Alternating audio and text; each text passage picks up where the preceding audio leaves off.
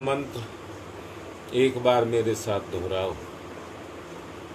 ओम भूर्भुवः स्वः तस्य वितुर्वरेण्यं भर्गो देवस्य धीमहि धियो यो नः प्रचोदयात्।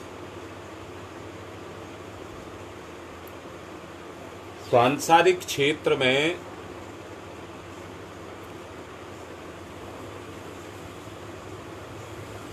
सुख की कोई सीमा नहीं है। कल आपको सुख के बारे में बताया गया था।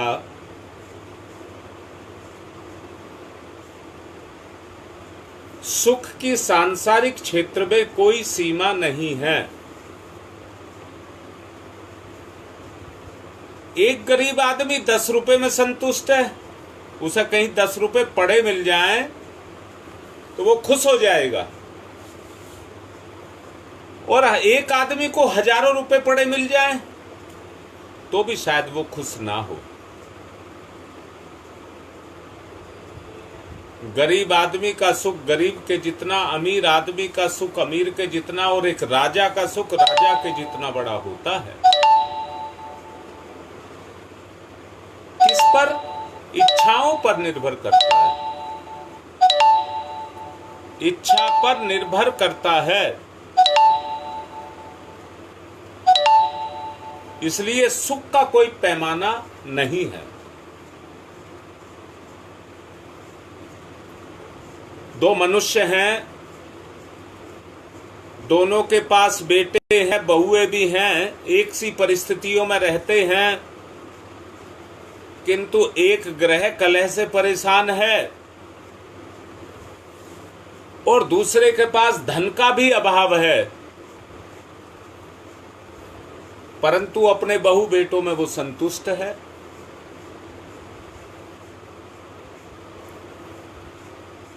इसी तरह से दो धनिक हैं, एक धन के पास, एक व्यक्ति के पास अच्छा धन है और दूसरे के पास नहीं है। जिसके पास नहीं है वो संतुष्ट है, जिसके पास है वो फिर भी नहीं है। एक सेठ जी दुकान करते हैं और कर्मचारी रख करके अपना व्यापार कराते हैं। कर्मचारी संतुष्ट है परंतु व्यापारी संतुष्ट नहीं है।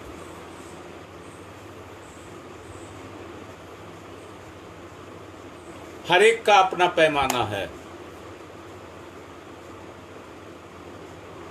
एक व्यक्ति संत है, याद रखना, संत हर परिस्थिति में संतुष्ट रहता है, वो ही संत है जो हर परिस्थिति में संतुष्ट रहे, वो ही संत है।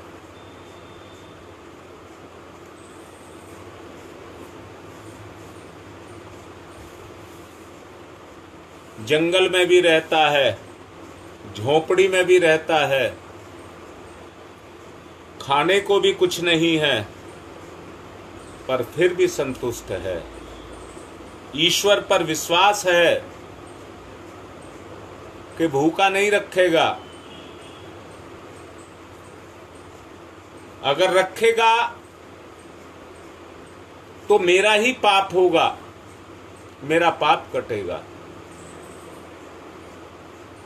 एक संत व्यक्ति ऐसा सोचता है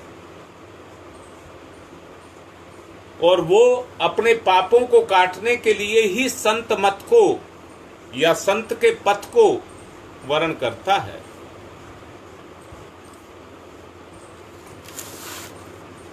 परमात्मा की इच्छा को पाने के लिए तत्पर रहता है।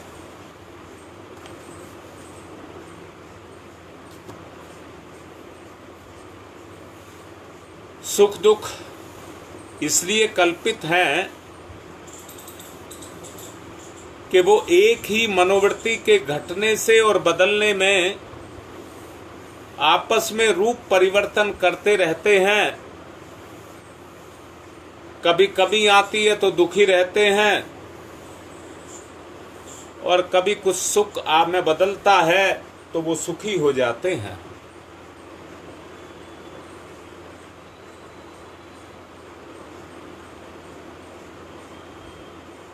आपको बताया गया था ये बुद्धि और कुछ नहीं है,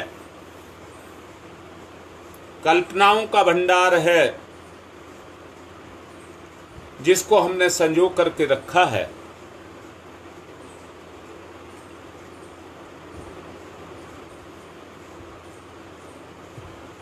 इन दोनों परिस्थितियों में से किसी को भी जीवन का साध्य नहीं माना जा सकता, ना दुख को ना सुख को। अगर जीवन को साधना है तो परिस्थितियों के उतार चढ़ाव तो सतत आते ही रहेंगे।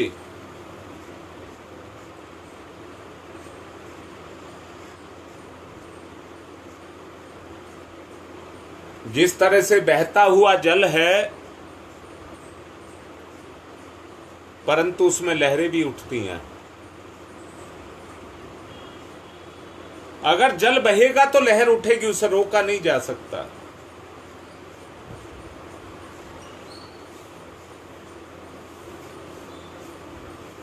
हवा के प्रभाव से संकल्प की पूर्ति को वस्तुतः सुख माना गया है,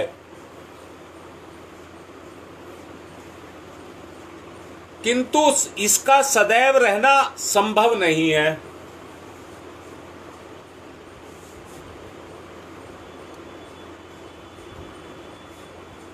मनुष्य श्रम, योग्यता और पुरुषार्थ से अपने संकल्प का अंश पूरा कर सकता है,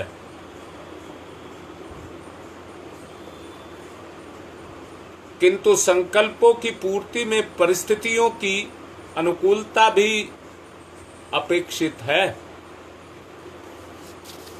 प्रकृति का विधान है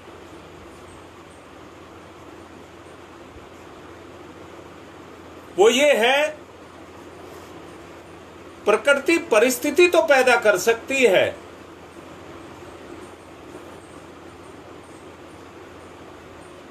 परंतु मनुष्य के संकल्प को बदल नहीं सकती।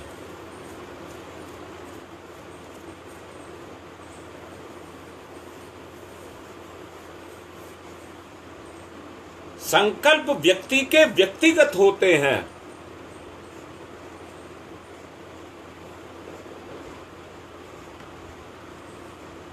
प्रकृति परिवर्तनशील है, संकल्प परिवर्तनशील नहीं है। प्रकृति के परिवर्तन जो प्रकृति में बंधे रहते हैं, हर कोई बंधा है, कम या ज्यादा। प्रकृति के बंधन के कारण जैसे ही बंधन प्रकृति का कमजोर होता है, संकल्प जाता रहता है।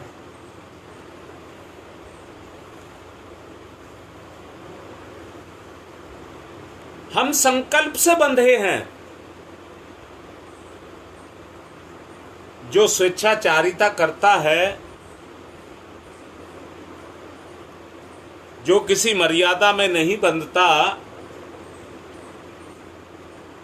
वो वास्तव में पशु है।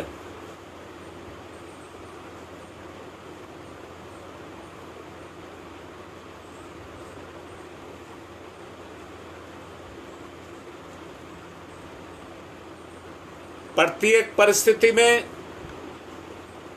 संतोष का भाव बना रहना चाहिए,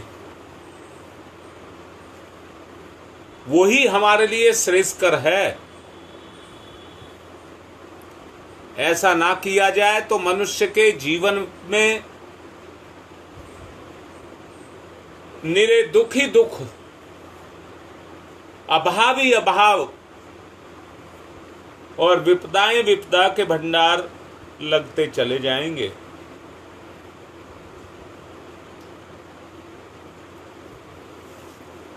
ये प्राकृतिक संतुलन है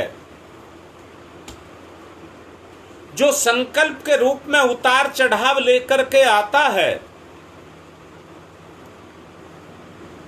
उसी के प्रभाव से हमारे कर्म धीरे धीरे करके फूट करके निकलते हैं।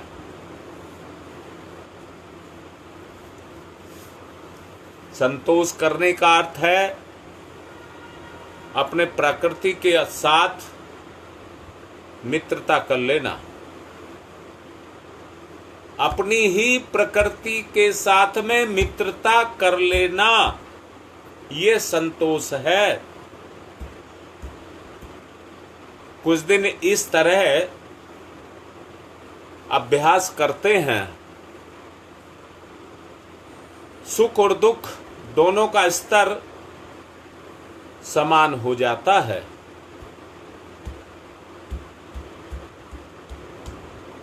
जब स्तर समान हो जाए तब केवल अपना ध्येय, जीवन का लक्ष्य, अपना ध्येय जीवन का लक्ष्य प्राप्त करने का संकल्प हमको क्रियाशील करना चाहिए।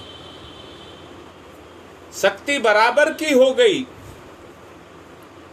अब संकल्प की शक्ति आपकी जुड़ी। घटने वाली घटनाएं जो परिस्थितियां पैदा करेंगी, उन परिस्थितियों में जीव में उन परिस्थितियों से लड़ने की क्षमता पैदा हो जाएगी।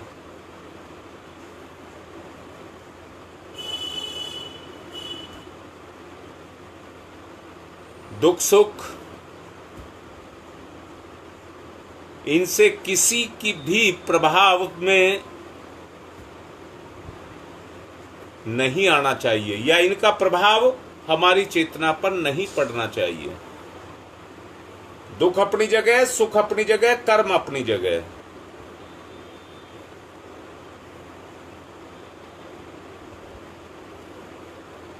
जीवन का लक्ष्य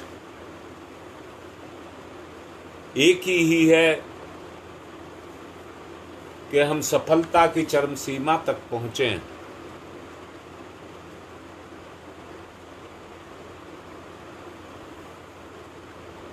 सफलता की चरम सीमा तक पहुंचें। जीवन लक्ष्य का प्रादुर्भाव दुख और सुख के दोनों के सम्मिलन से होता है। ये आरोह अवरोह है, हर व्यक्ति के जीवन में आता है।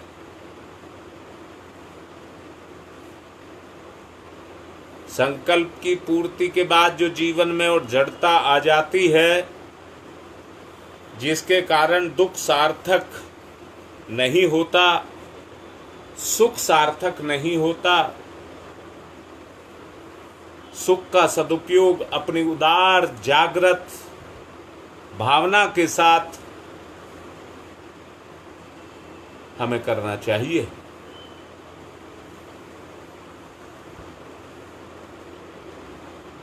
सभी को अपना करके,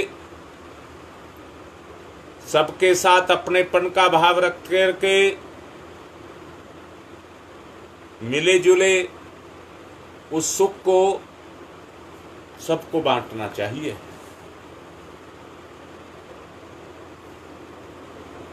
यही वो मूल आधार है जिसके आधार पर हम सत्य पर टिक पाते हैं।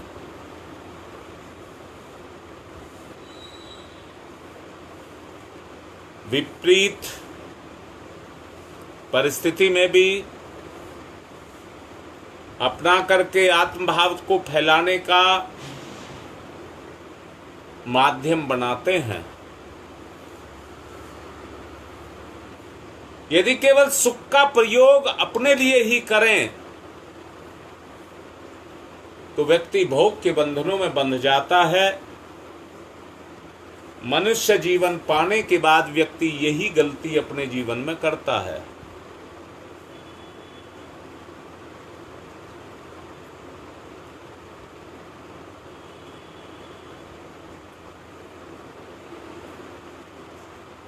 यही हमारी अंदर से कमी है।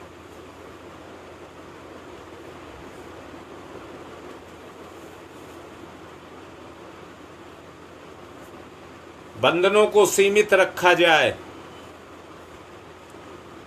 सुख तत्काल दुख में बदल जाता है। स्वार्थ की प्रवृत्ति इसी से हानिकारक मानी जाती है। उसमें सामूहिकता या आत्मीयता की भावना नहीं होती।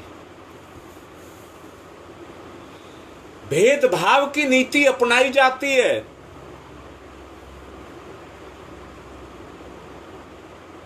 वही हमारे दुख का कारण बनती है।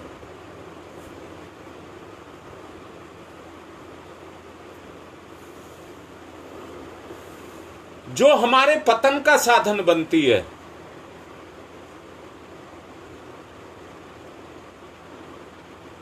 कल इसके बारे में और बताऊंगा। वास्तव में सच्चे सुख की हम पहचान करें।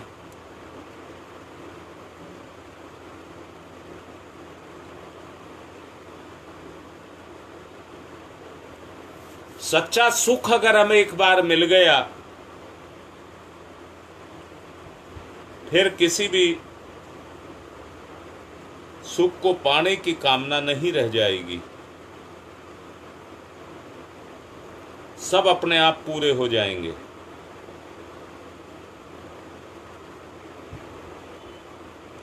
इसलिए बहुत जरूरी ये है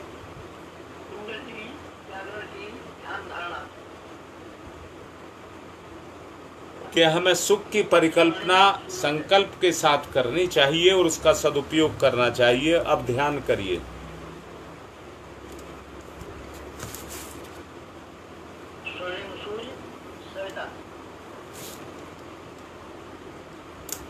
गायत्री का प्राण सविता।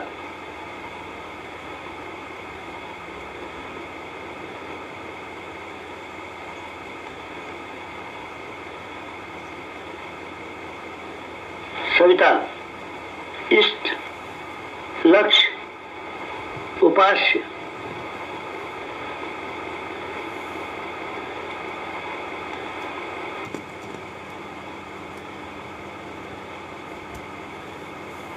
सविता प्रकाश, ज्ञान, प्रज्ञा।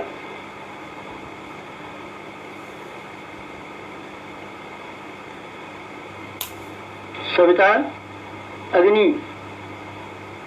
ऊर्जा, ब्रह्म शक्ति।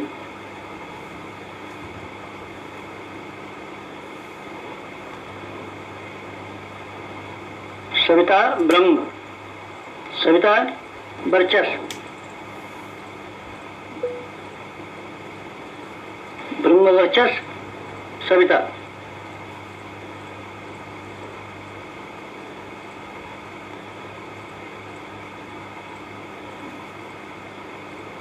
सविता उपास्य, ब्रह्म वर्चस्व उपास्य।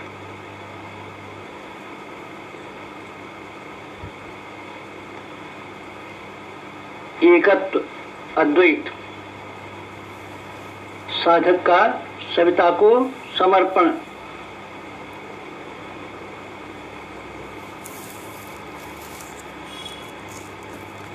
समर्पण, विसर्जन, विलय।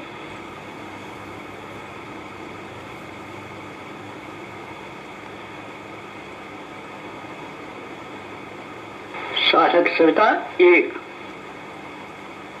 भक्त भगवान एक, एकत्व, अद्वैत।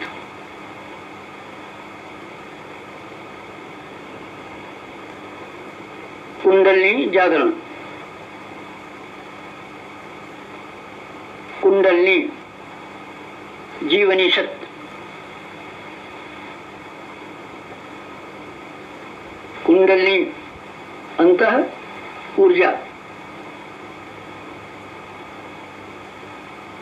कुंडलिनी प्राण विद्युत।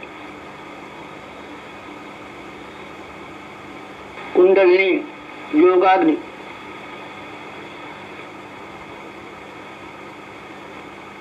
कुंडलिनी ब्रह्म ज्योति।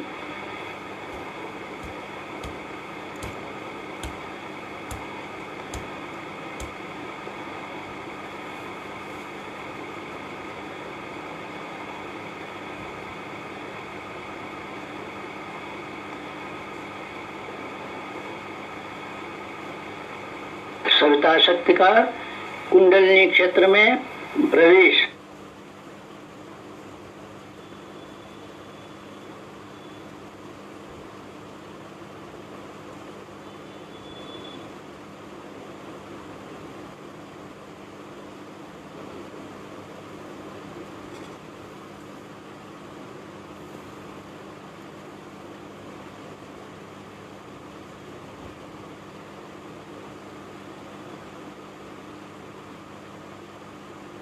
कुंडलिनी जागरण की ध्यान धारणा।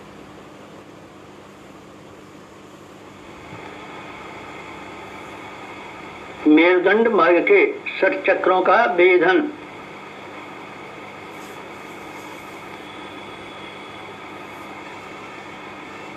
प्राण विद्युत से शक्ति स्रोतों का उत्खनन।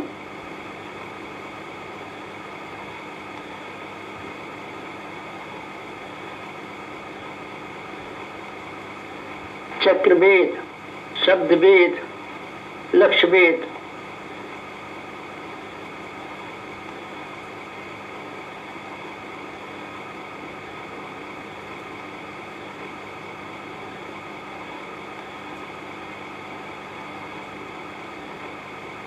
भेदन, शोधन, जागरण, 60 चक्रों का जागरण।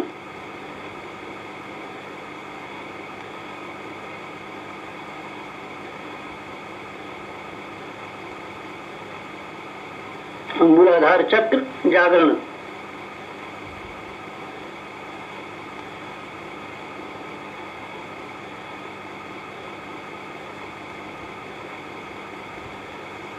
स्वाधिष्ठान चक्र जागरण।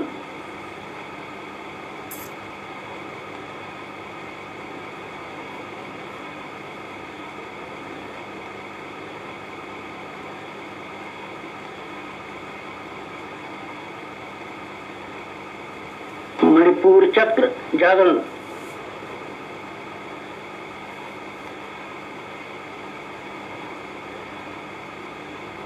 अनाहत चक्र जागरण।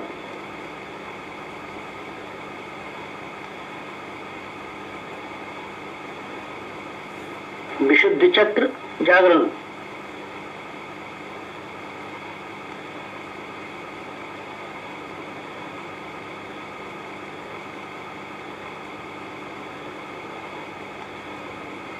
आज्ञा चक्र जागरण।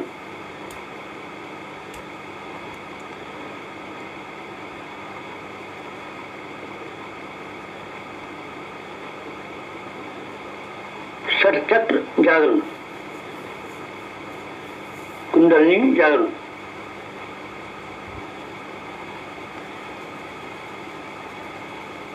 चतुर्थ चरण।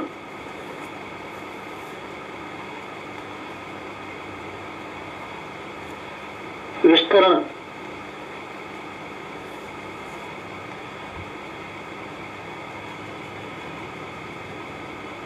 सविता सहयोग से योगाग्नि का विस्तार।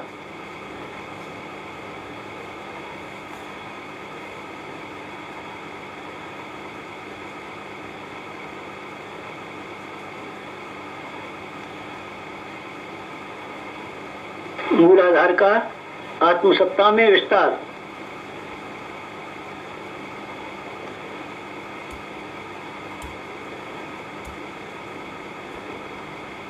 आत्मसत्ता का विश्व सत्ता में विस्तार, ब्रह्म सत्ता में विस्तार।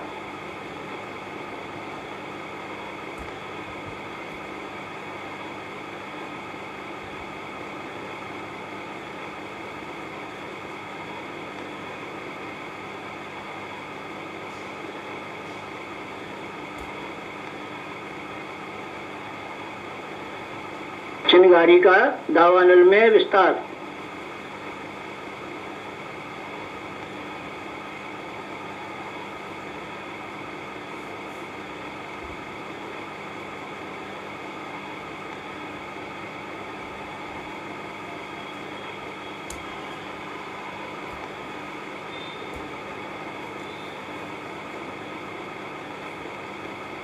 ज्योति का ज्वाला में विस्तार।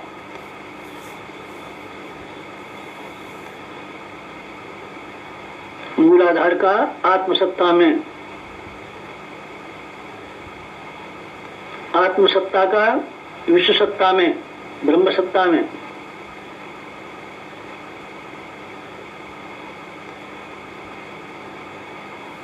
चिनगारी का दावानल में,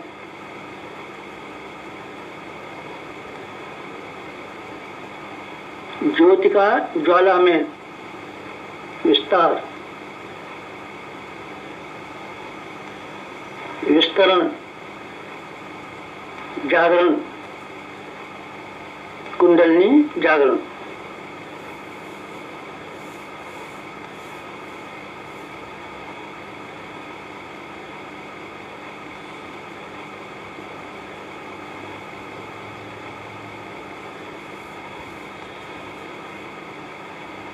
पंचम चरण, पंचम चरण कुंडलिनी का परिवर्तन,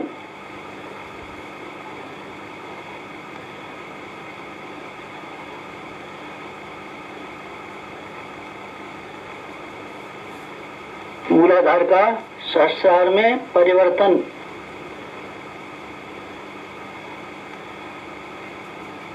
साधक का सविता में परिवर्तन,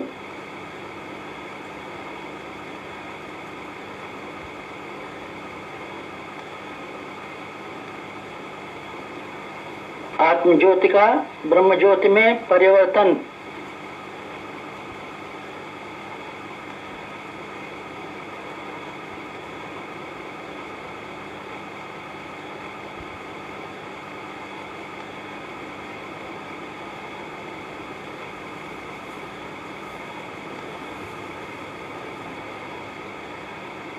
क्षुद्रता का महानता में परिवर्तन,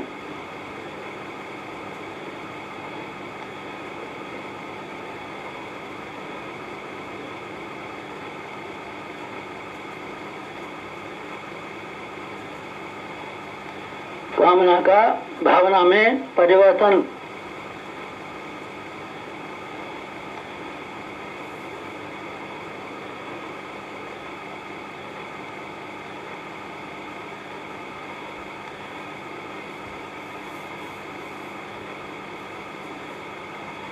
वियोग का संयोग में परिवर्तन,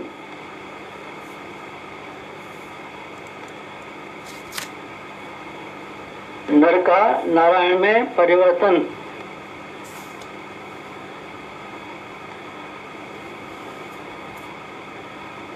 मूलाधार का सहस्रार में, साधक का सविता में,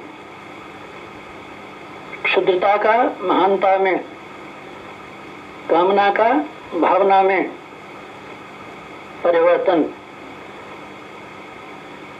वियोग का संयोग में परिवर्तन, नर का नारायण में परिवर्तन,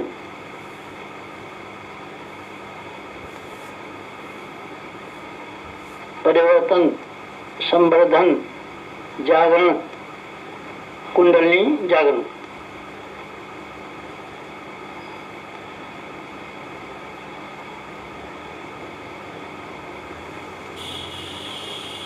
मुक्त बंधन ईश्वर दर्शन,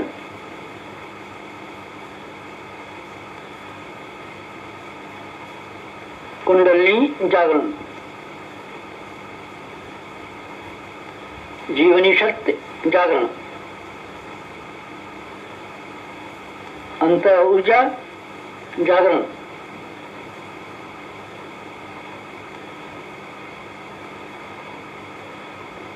प्राण विद्युत जागरण,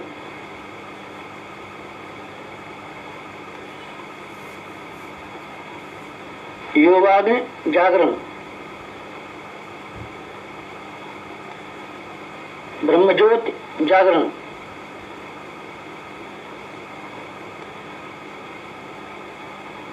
कुंडलिनी जागरण, महान जागरण, आत्म जागरण।